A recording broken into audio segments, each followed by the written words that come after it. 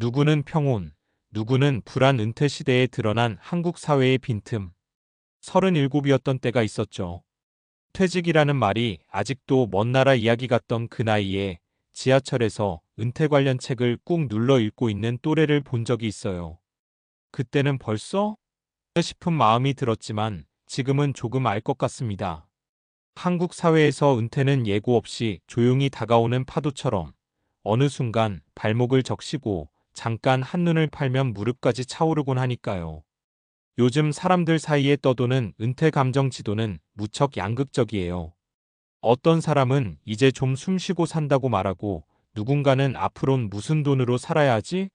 라며 불면을 겪습니다. 같은 시대, 같은 도시를 살아도 마음의 날씨가 이렇게 다르다는 건 결국 우리 사회가 은퇴라는 계절을 제대로 대비할 틈을 주지 않았다는 뜻일지도 몰라요. 그래서 오늘은 조금 느긋하게 은퇴 후 삶이라는 오랜 과제를 같이 바라보려고 합니다. 지갑 이야기만 하지 않을 거예요. 관계, 시간, 건강, 자존감 같은 것들이 어떻게 서로 얽혀 있는지 실제 사례를 통해 차근차근 짚어보겠습니다. 1. 한국의 은퇴는 왜 이렇게 갑작스럽게 느껴질까? 한국의 은퇴는 보통 직장에서의 이탈과 거의 동시에 이루어집니다. 50대 중반부터 60대 초반 사이에 일어나는 이 변화는 그냥 직함이 사라지는 게 아니라 생활 리듬, 인간관계, 소속감, 수입 구조 전체가 한 번에 흔들리는 사건에 가까워요. 문제는 이 과정이 너무 빠르고 너무 개별적으로 일어난다는 점이에요. 사회 전체가 같이 속도를 줄이는 분위기도 아니고 경력 전환이나 재교육도 충분히 준비된 시스템이 아니죠. 결국 벌써? 라는 느낌으로 은퇴를 맞는 사람이 많습니다. 거기에 기대 수명은 길어졌습니다.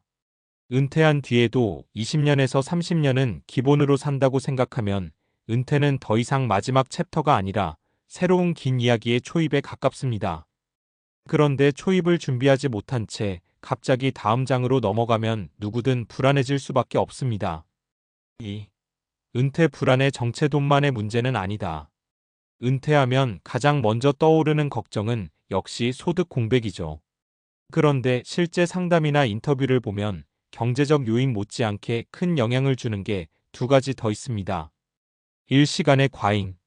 일할 때는 시간이 모자라서 피곤했고 은퇴 후에는 시간이 넘쳐서 피곤해지는 아이러니가 생깁니다. 사람은 적당한 목적과 해야 할 일이 있을 때 균형을 유지하거든요. 목적이 사라지면 하루가 느슨해지고 느슨함이 길어지면 나는 아직 필요한 사람인가? 하는 질문이 마음을 파고듭니다. 이 관계의 수축. 직장 생활 동안 자연스럽게 이어지던 사회적 대화가 사라지면 돌연히 말할 곳이 줄어들어요. 배우자 또는 가족과만 대화를 집중하게 되면서 생기는 갈등도 적지 않고요. 고립감이 은퇴자 우울의 주요 원인 가운데 하나라는 건 이미 여러 조사에서 반복적으로 나타나는 결과입니다. 결국 은퇴 불안은 경제 시간 관계라는 세 줄이 동시에 헐거워질 때 더 크게 나타납니다. 3. 은퇴 후에도 나의 구조를 다시 짓는 사람들의 이야기. 아래 세 가지 사례는 실제 인터뷰나 연구에서 반복 등장하는 흐름을 바탕으로 재구성한 이야기입니다.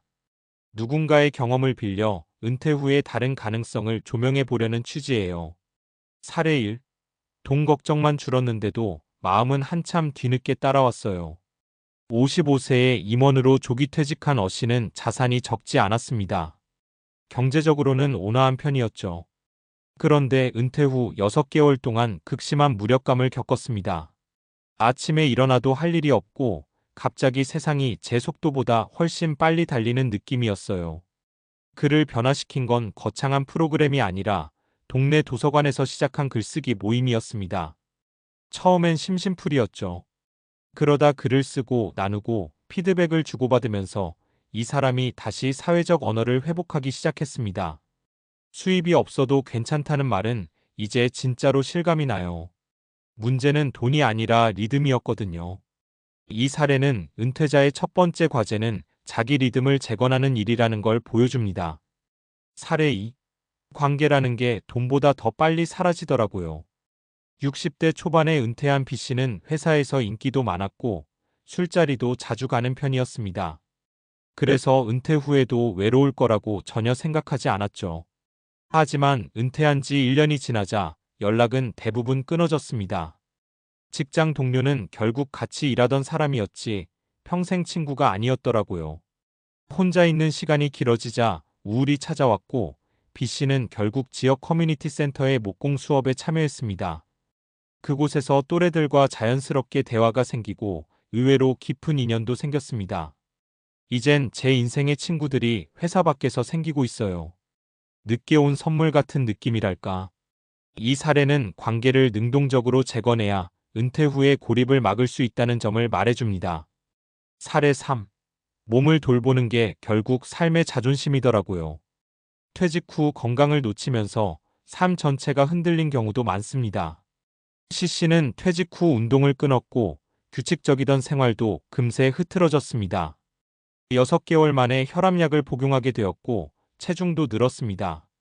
사람이 방향을 잃으면 몸이 먼저 신호를 보내요. 근데 무시하기가 쉬워요. 그러다 친구의 권유로 아침 걷기를 시작했습니다.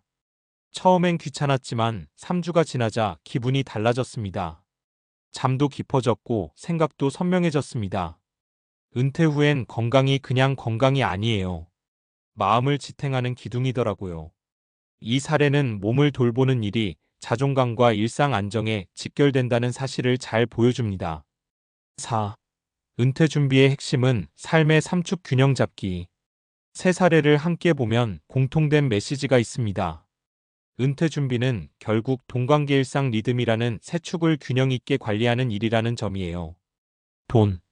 무조건 많이 필요한 건 아니지만 최소한 고정비를 안정적으로 감당할 그림은 필요합니다. 정확한 수입 지출 구조를 한 번은 정리해야 마음이 놓여요. 관계. 직장에서 얻어지던 사회적 연결은 은퇴 후 거의 사라집니다.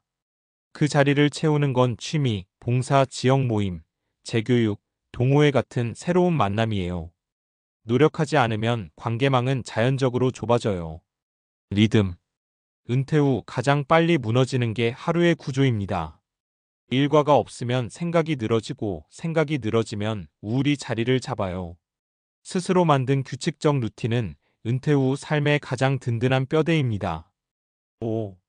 불안과 평온 사이에서 우리에게 필요한 태도. 우리는 지금 인류 역사상 가장 긴 은퇴 시대를 살고 있습니다. 그래서 은퇴는 더 이상 일생의 마지막 사건이 아니라 두 번째 인생의 시작에 가까워졌죠. 이 변화는 새롭고 낯설지만 그렇다고 두려움만 남겨두지는 않습니다. 은퇴는 누구에게나 불안을 주지만 동시에 누구에게나 새로운 여백도 선물합니다. 그 여백을 어떻게 채우느냐가 결국 인생 후반부의 색을 결정합니다. 불안과 평온은 완전히 다른 길이 아니라 같은 길 위에서의 다른 마음 상태일 뿐이에요.